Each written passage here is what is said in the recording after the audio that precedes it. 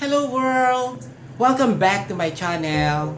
If you are a new one to my channel, please do likes, subscribes, and click the bell on now. Guys, for today's video is regarding my fashion tips and telling what fabrics I'm using in my design. Okay guys, let's start with my first design.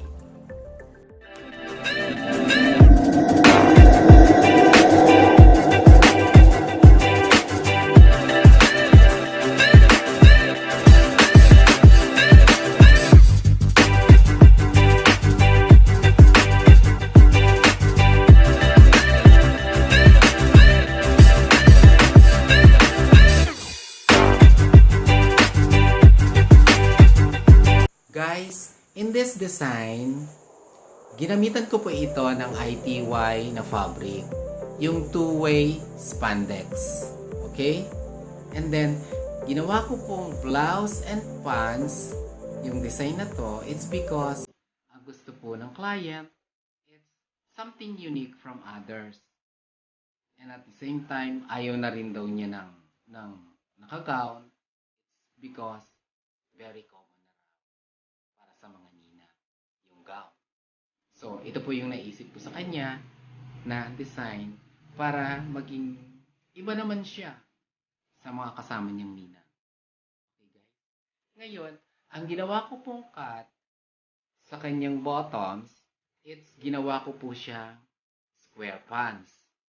And then, yung tops niya, ginawa ko pong off-shoulder with cape from front till back. Okay, guys?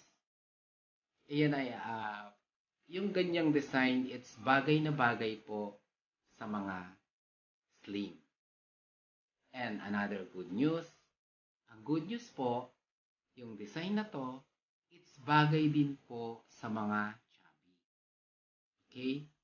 Yung mga chubby kasi, lalo na pag medyo may edad na, it's wala nang pakialam, minsan, pero hindi nila alam na darating ang isang araw, meron silang events na pupuntahan. So, kailangan nilang, syempre, magpagawa ng isang babagay sa kanila. So, ngayon, ito yung perfect para sa inyo. It's because, pwedeng yung itago dito ang gusto nyong itago.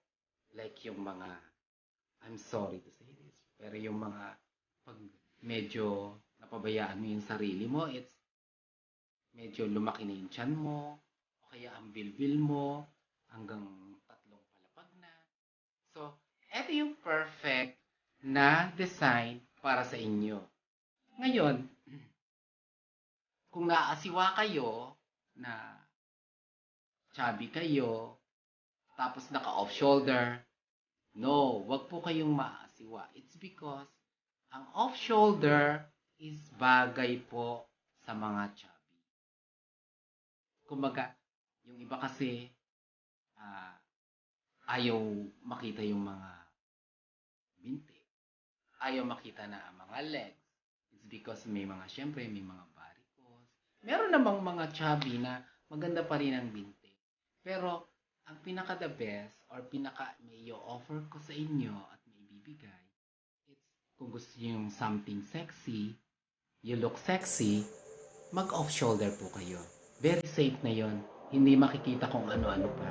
And then, itong design na to, it's perfect for the chubby. Okay guys? Let's move on to my next design. Okay?